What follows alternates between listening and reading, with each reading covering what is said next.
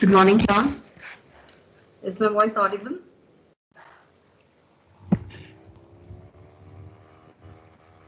Yes, ma'am.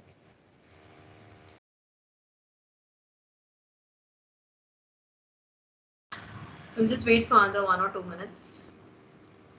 If anybody is yet to join, we'll just see.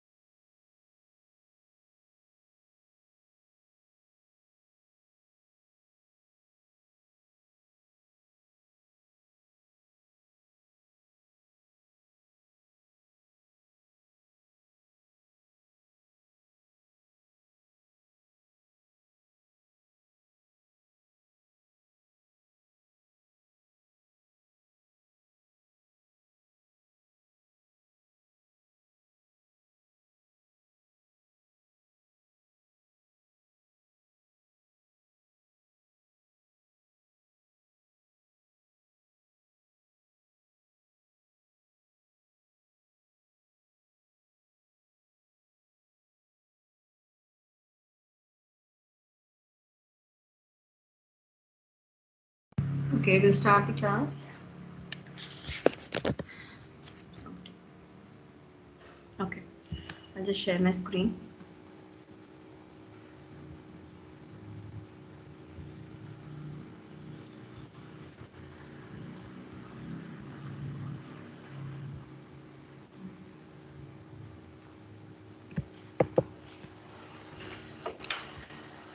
Is my screen visible, students? Yes, ma'am. Who is that with a very melodious tone? Lot of amplitude in your voice. Good one. Who was that? Okay, anyways, fine, no issues. Yeah, before we start from the point where we had stopped yesterday, so we were discussing something beyond the syllabus or beyond the curriculum, okay, organization culture. So before that, one small video for all of you, okay. Let me introduce you to Jim. Hello, Jim. Let's follow Jim as he grows up, follows his dream, creates his own company, and learns a lot about organizational culture. Every human organization creates a unique culture all its own. From a small family business operating in its hometown to a large global corporation spanning cultures and time zones, each organization has a distinct identity. Organizational culture is influenced by beliefs and assumptions. What do we mean by beliefs and assumptions?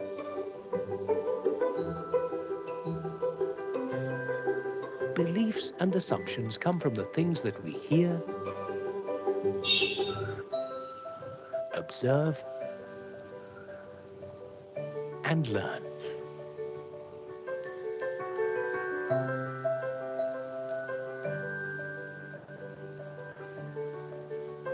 They also come from the things that we try. Sometimes these things work. Sometimes they don't. Then we rethink and try again, just like little Jim.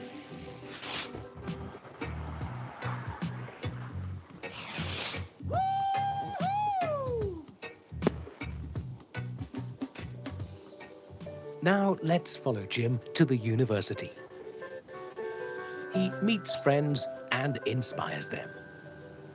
A quick aside, it's important. I'll give you a simple example. When we talk about operating... 3 cheers for Jim and his friends as they graduate and team up to form an organization of their own.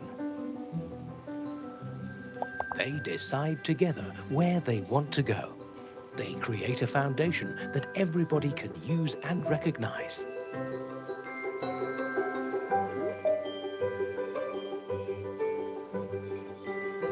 They form teams which align and engage together to succeed in their market.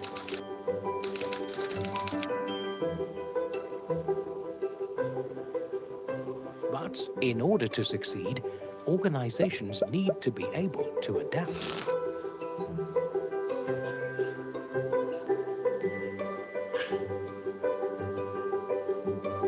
Let's watch Jim and his team as they strive for success together.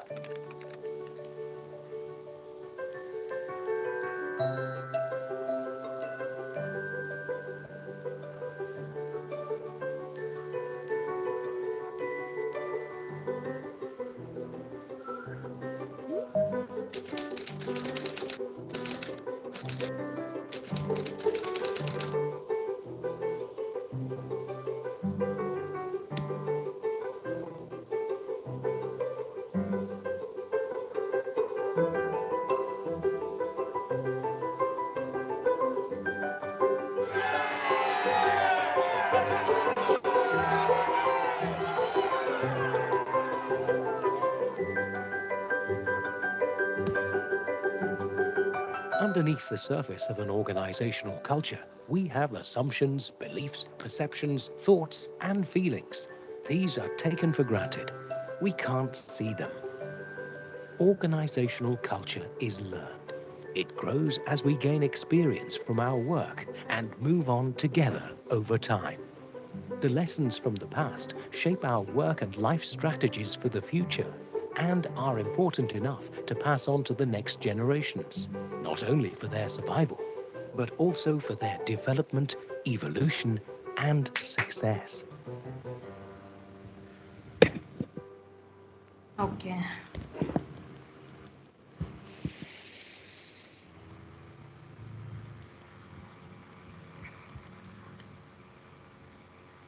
So, what did you understand from the video?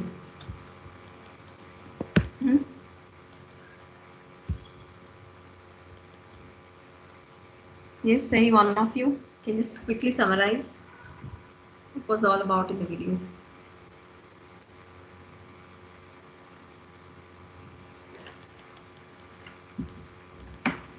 Come on, students. Less number of students in the class. This is where you can express yourself. Don't think what others think of your expressions or your viewpoints. Tell me, what did you learn from the video? What was the point in showing? Something you should get it right. Otherwise, what is the point? Tell me. What were the glimpses you caught hold of from watching the video? Quick, anyone?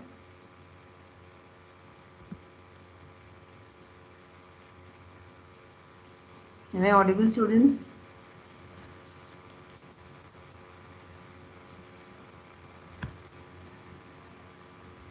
Students, am I audible?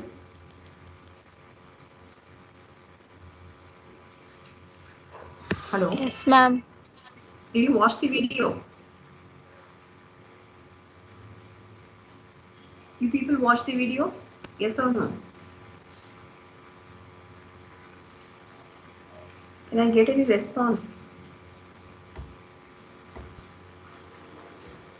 I presented one video, students, so did you people watch that? Yes or no?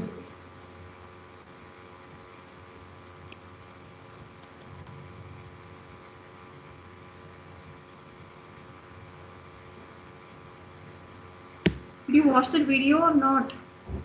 Was there any technical issue? Tell me something, no?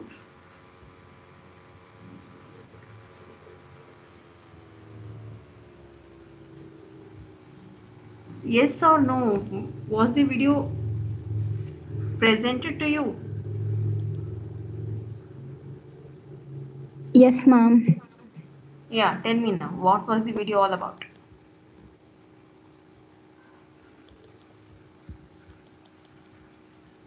Nobody want to speak. Okay, fine. I don't know. Your class, you hesitate a lot to speak. Okay, fine. We'll just continue from the point where we had stopped yesterday. So we were looking at different types of culture. Is the screen visible? Yes. Yes, ma'am. Okay. So types of culture. Yeah.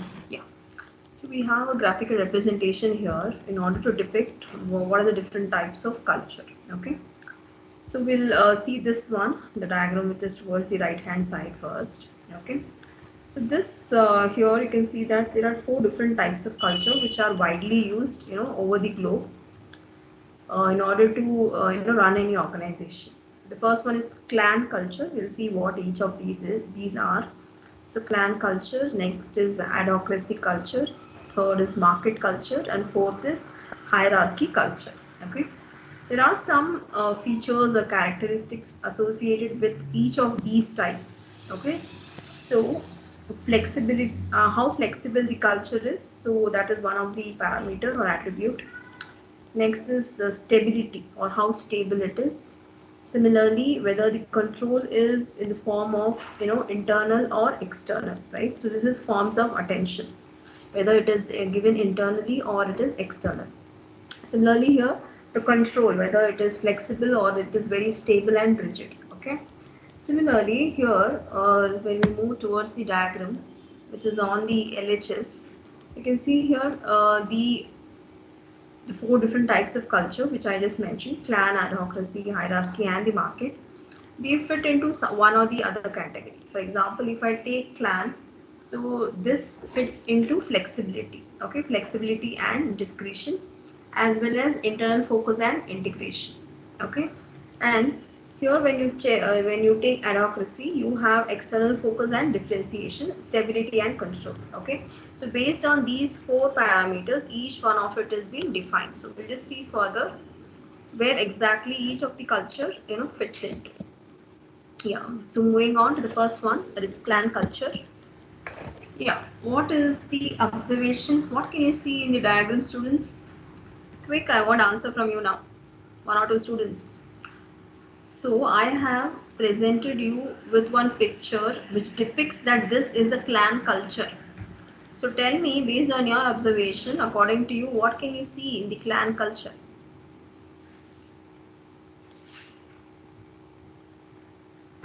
Quick, unmute and tell me. Don't ping or text in the chat box.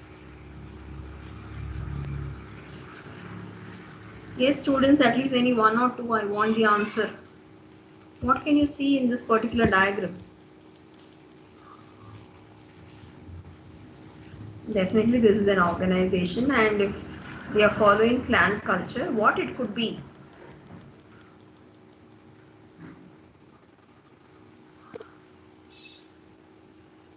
Yes, somebody unmuted. Tell me.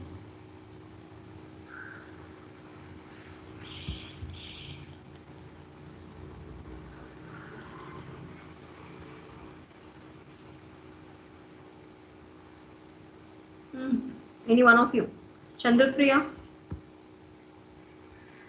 Chandrapriya, you're there? Chandrapriya? You're there or not, Chandrapriya? Can you listen to me? Yes, ma'am. Yeah, tell me what, according to you feel observations on this particular picture. Tell me.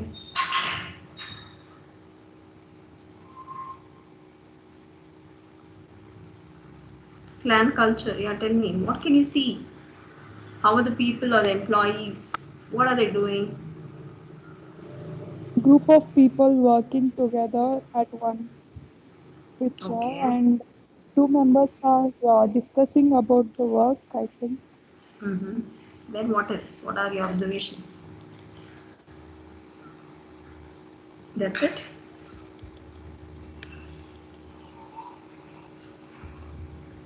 That's a Chandrapriya. Okay. Working environment. Okay, fine. Okay. So we'll just see what clan culture is. Go to the next slide. See here. A clan culture is people focused in the sense that the company feels like one big happy family. So you could see that the happiness is there everywhere. All are involved in one or the other task or activity, right? It is a highly collaborative work environment where every individual is valued and communication is a top priority. Okay, so just the similar way how in the family, at our home, everybody values each other. Everybody shows some sort of respect, or it could be care or love, right? So similarly, even in this kind of work culture also, everybody is given some sort of value, okay, and their communication or their viewpoint is treated with some priority. So clan culture is often paired with a horizontal structure. So horizontal structure means what? You don't have any hierarchy. Everybody owns the ownership. Got it? So that is horizontal structure. So which helps to break down the barriers between the C-suite and employees. Okay, so corporate suite and employees, no fancy designation exists in this type of culture, in fact, because everybody owns the ownership, right? Like how in the family at home, everybody owns, the responsibility of whatever happiness comes in the home or in the family, or whatever, failures or anything it could be, right? So when everybody is taking responsibility or owns, the credit, so then it can be called as horizontal structure. So it encourages mentorship opportunities. Then these companies are action oriented and they embrace change, and a testament to their highly flexible nature. So overall, I can say that clan culture is very flexible in nature, right? Okay, so moving further. So what are the properties or characteristics of clan culture? The primary focus is what? Mentorship and teamwork. What are the defining qualities of clan culture? It is flexibility and discretion, internal focus and integration. Okay, so it is flexible, it is discreted, at the same time completely internally focused, and it is integrated. Okay, sorry. What is the motto or the objective of the clan culture? We are all in this together. Okay, so this is the motto. What are the benefits? So clan cultures boast high rates of employee engagement since everybody owns the ownership. The employee engagement is substantially higher side. Okay, happy employees make for happy customers. Definitely, when employees are happy, they deliver their best performance, and definitely the customers are also happy. Highly adaptable environment and great possibility for market growth. These are some of the benefits. Coming to drawbacks, a family style corporate culture is difficult to maintain as the company grows, right? So as and when in the family the members keep on adding, adjusting or adaptability becomes difficult, right? So it is good for a small company or where less number of employees are involved. So family style corporate culture is difficult to maintain as the company grows. Plus, with a horizontal leadership structure, day-to-day operations can seem cluttered and lacking direction. Since there is no one who can take the complete responsibility of failures or losses, it somewhere lacks, the direction of the operations on daily basis. These are the drawbacks. Okay. Next, where you can find the clan culture. So it's an adaptable team oriented with a horizontal structure. So it's no surprise that clan cultures are often seen in startups or new ventures and smaller companies. Okay, it is more apt and suitable for small startups. And young organizations that are just starting out put a heavy emphasis on collaboration and communication. Leadership looks to employees for feedback and ideas since they would have started their journey just then. A lot of feedback is necessary, a lot of new innovation is required, a lot of new strategies, a lot of new inputs and ideas from similar kind of similar kind of people who have the same thinking capability or who match with their rapport, that is required. So leadership will not come into picture there, right? And companies prioritize what? Team building. Moving further, how to create this culture within an organization. So to cultivate a clan culture, what you require in your company, first step is to turn to your employees, right? So you should not have that hierarchy kind of thing. You have to turn to your employees And communication is the most important ingredient to a successful clan culture. So let your team know that you're open to feedback. Find out what they value, what they would like to see the change, okay, and what ideas they have to help push the company further. Step 2 is what? Take their thoughts into account and put them into action. It will be so nice if somebody listens to your idea, okay, and put that particular idea into action, right? So you feel so privileged, right? So that is the motto or the main objective of the clan culture. Yes. Moving to the next type of the culture, adhocracy culture. So we'll see what is this adhocracy culture. Yeah. So who can tell what's happening in this diagram or not diagram, picture? Yes, I want Rakshita. Rakshita, you're there. Yes, ma'am. Yeah, tell me what are your observations based on this particular image, adhocracy culture?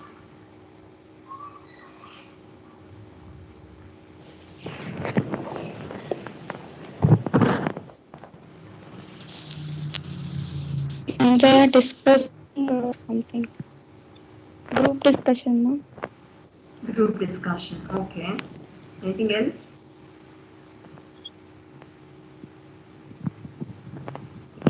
They're making note of some points.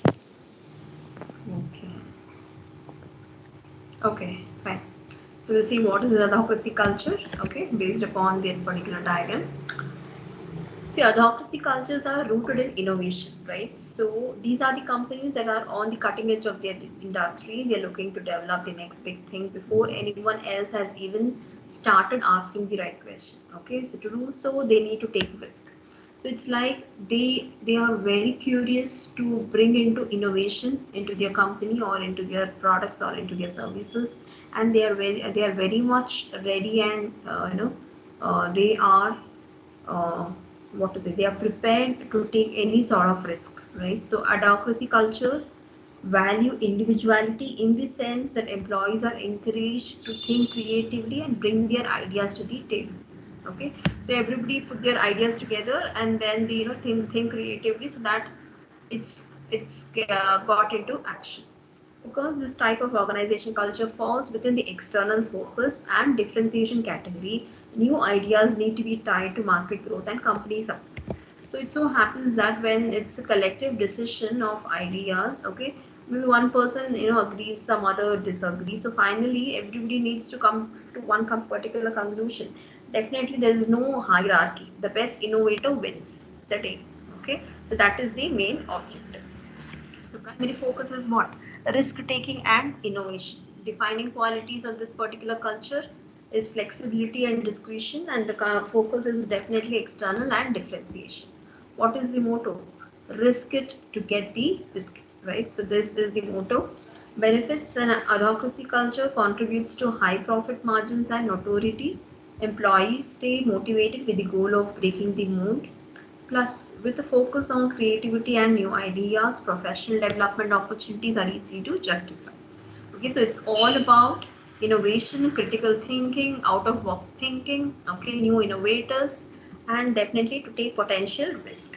What are the drawbacks? Risk is definitely a risk, so there's always a chance that a new venture won't pan out and even hurt your business. So this kind of culture can also foster competition between employees as the pressure to come up with new ideas mounts. Okay, so here the drawback is since risk factor is involved, and at the same time everybody is supposed to come up with new ideas on daily basis or hourly basis or whatever, the pressure gets mounted, right? So that is the drawback.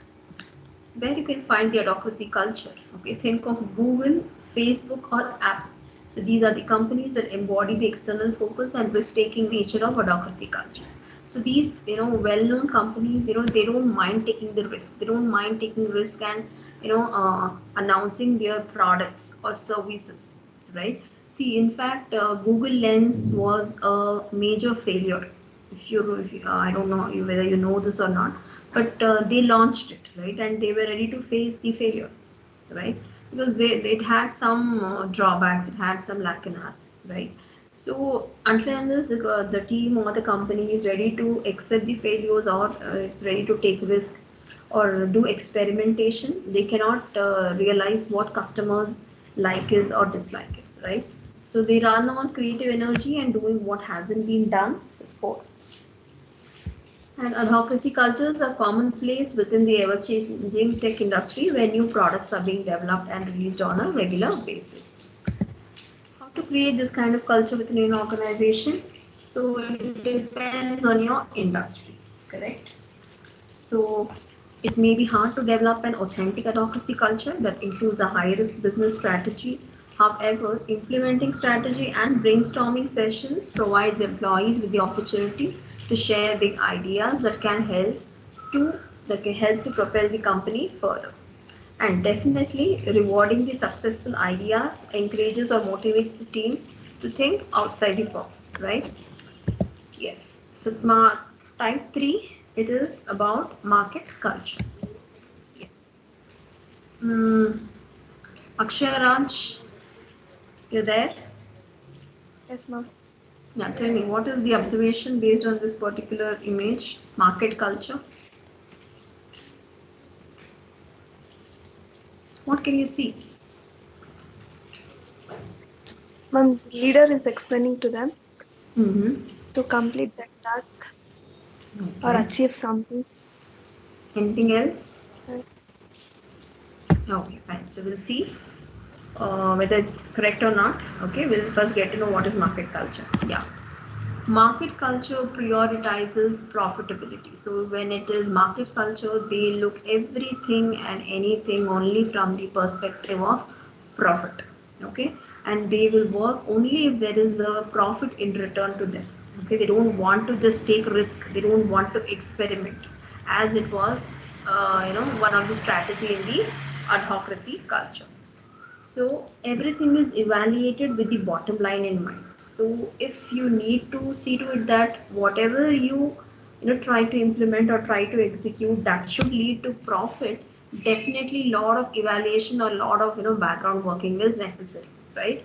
So each position has an objective that aligns with the company's larger goal, and there are often several degrees of separation between employees and leadership roles. Okay, so here you could see why you can just highlight one particular statement here. Several degrees of separation between employees and leadership roles. So since nobody would like to take risk, definitely there is separation, or a boundary line is being drawn between the employees and the persons who take the lead roles in with respect to leadership, right? And these are result oriented organizations that focus on external success rather than internal satisfaction. Okay, so they are not concerned with the employee satisfaction. Okay, what they are concerned is only with the success of the organization, and that too in return of what, in terms of only profit. So market culture stresses the importance of meeting quotas, reaching targets, and getting results. So the organization which works based on market culture, definitely they will have lot of deadlines, they will have lot of timelines, they will have lot of milestones to be achieved, targets to be reached. Okay, so which leads to automatic stress to the employees. Next, what is the primary focus? Competition and growth. So it's only competition, competition, and competition, because they only need to witness what profit, right? And defining quality is what? It is stability and control, external focus and differentiation. And what is the motto? We are in it to win it. Okay, so this is the motto. We are in it to win it.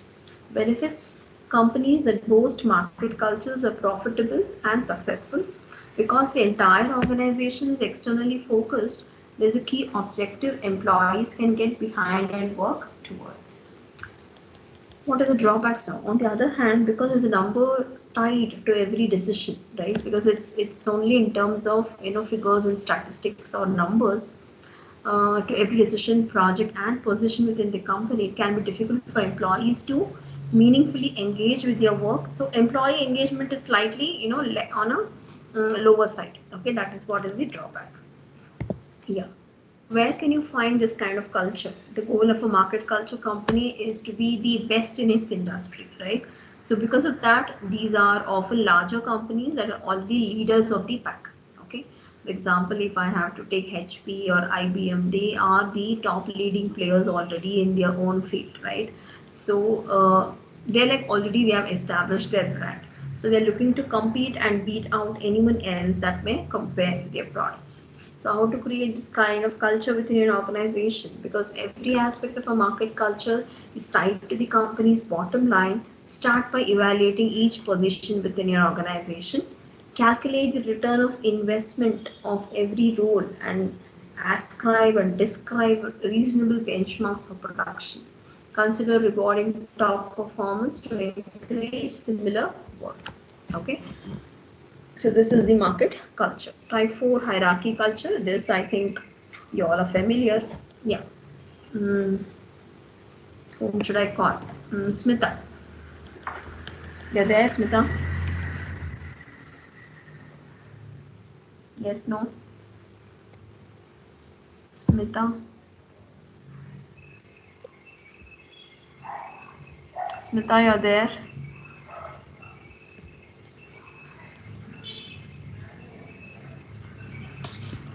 Smita? She's there, but I don't know if she's... Okay, Maunika? Okay, can you just tell me what can you see in this particular diagram based on your observation?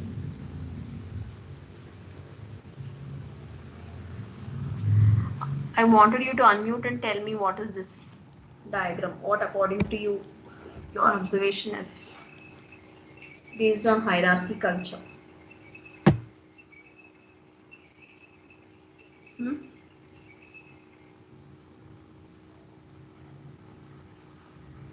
Either you or Maunika, any one of you.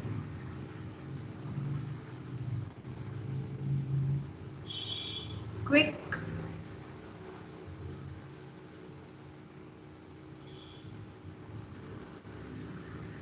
No, you're not audible.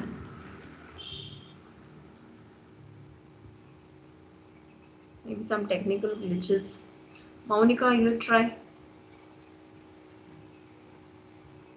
Maunika.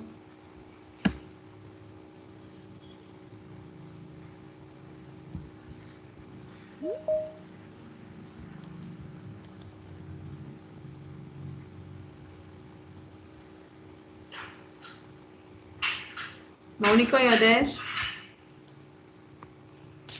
I think the people just join in the class. So you'll not be attentive. Maunika? Ma'am, am I audible now? Yes, now we are audible. Tell me, what is your observation based on this particular diagram?